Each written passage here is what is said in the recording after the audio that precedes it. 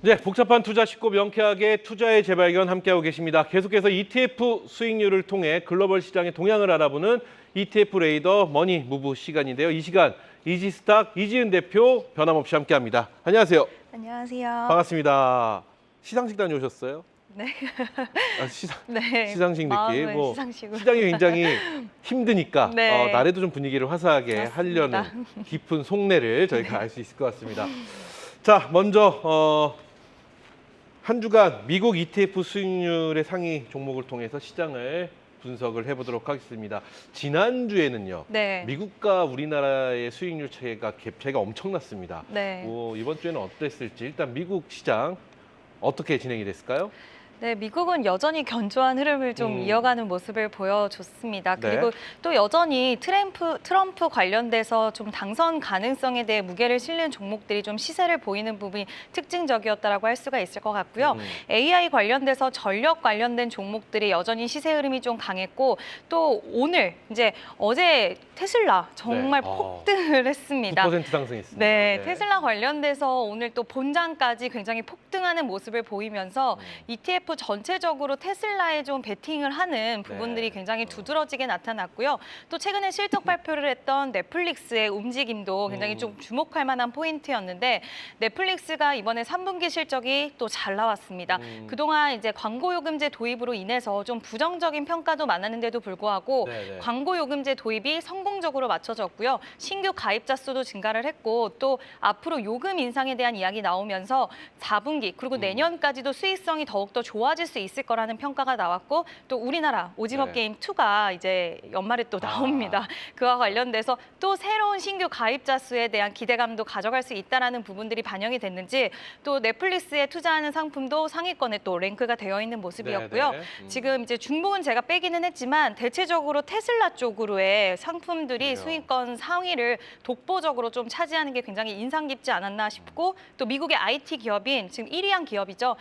비트코인 관련주로 좀 분류가 되어 있는 기업인데 네. 마이크로 스트래티지라는 저 2배 레버리지 상품 있잖아요. 네. 한 2주 전에도 그때도 1위를 했었거든요. 어.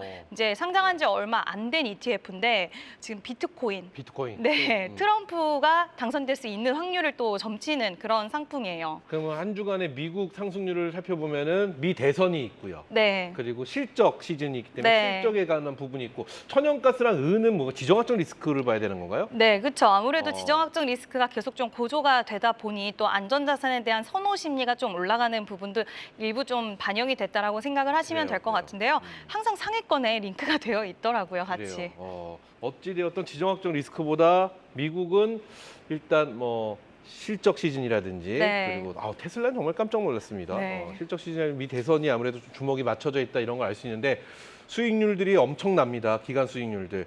자, 그럼 우리 대표님은 이 중에서 어떤 종목이 눈에 좀 들어오셨을까요?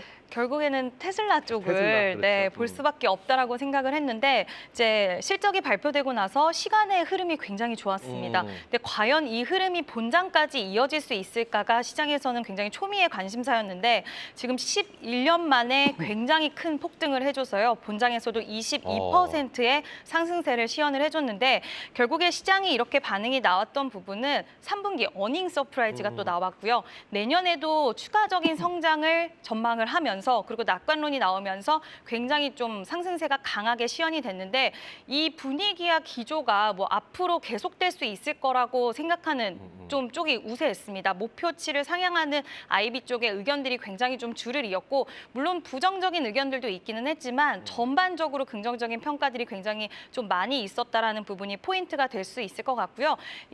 테슬라 같은 경우에는 네. 트럼프와도 좀 연결 지을 수가 그렇죠. 있는 게 굉장히 강한 지지의 메시지를 항상 네. 보내고 있습니다. 그래서 대선에 대해서도 어느 정도 트럼프 쪽으로 물론 아직까지는 끝난 게 아니기 때문에 우리가 뭐 트럼프가 확정시다라고 얘기할 수는 없겠지만 그와 관련돼서 불확실성도 오히려 좀 긍정적으로 평가하는 쪽이 많지 않았나라고 생각이 들고 관련돼서 굉장히 많은 종목들이 링크가 되었고요. 지금 나가는 이 TSLL이라는 종목도 수익률이 무려 4% 정도가 나왔습니다. 그래서 큰 폭의 상승세를 시연을 했는데 관련돼서 이제 다음 주에 그 흐름이 어떻게 될지 그리고 테슬라는 워낙 좀 변동성도 크게 보이는 쪽 종목이다 보니까 그래요. 그 부분도 좀 유의는 하셔야 될 것 같습니다. 저는 테슬라 보면서 좀 재밌다고 느낀 게 3분기 실적이 예상치 폭 안에 있었는데 어닝 서프라이즈라는 표현을 했는데 저는 개인적으로 이 머스크, 네. 테슬라의 CEO의 힘이 아닌가.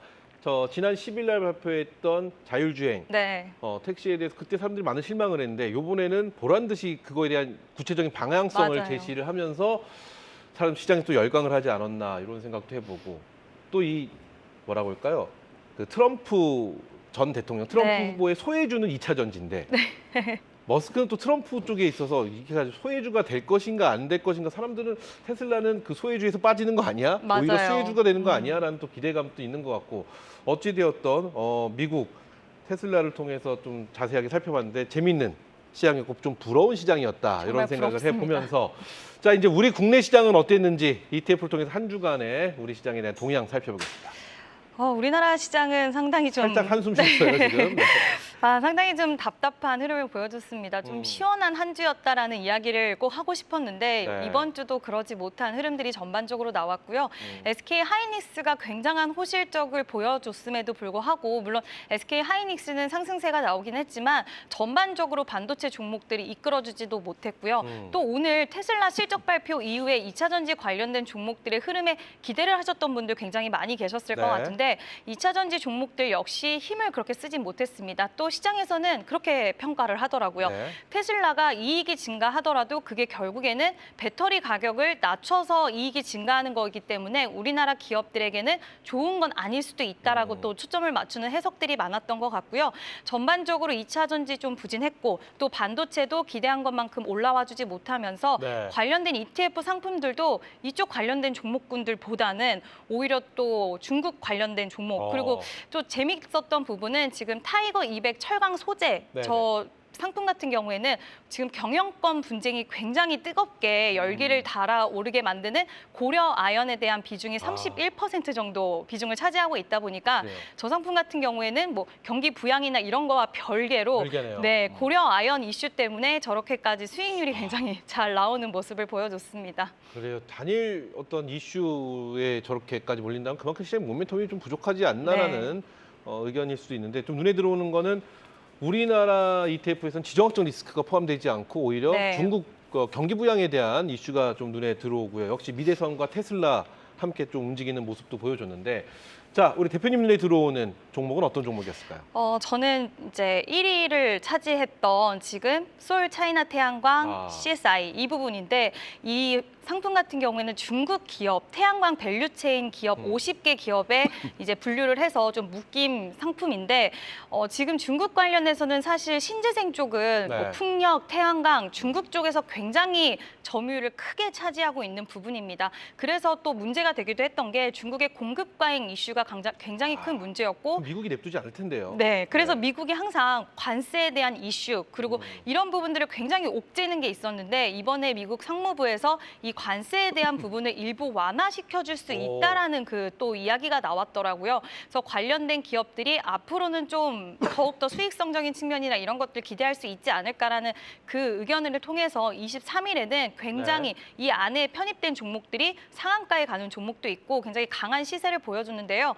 그 다음 날에는 시세가 살짝 꺾였습니다. 꺾였어요. 네, 살짝 꺾이는 모습이 보여줬기 때문에 관련돼서는 저는 이 부분이 아직 확정된 부분도 아니고 그리고 또 태양광 관련돼서는 중국이 이렇게 점유율을 늘려나가고 공급 과잉에 대한 이슈를 그렇게 좋게만은 절대 보지는 않을 거라고 생각이 들어요. 또 그래요. 우리나라 기업들에게는 별로 좋지도 않은 부분이기도 하고요. 그래서 일단 지금 뭐 경기 부양책도 있고 이러한 이슈가 나왔기 때문에 단기적으로는 좀 상승의 흐름이 나올 수는 있겠지만 이거를 장기적인 관점으로 보기에는 저는 좀 무리가 있지 않을까라는 의견을 드리고 싶습니다. 그래, 그렇다면 이 중에서 우리 국내 ETF 중에서 연속성이 있을 거라고 예상이 되시는 종목이 혹시 있으실까요? 테슬라?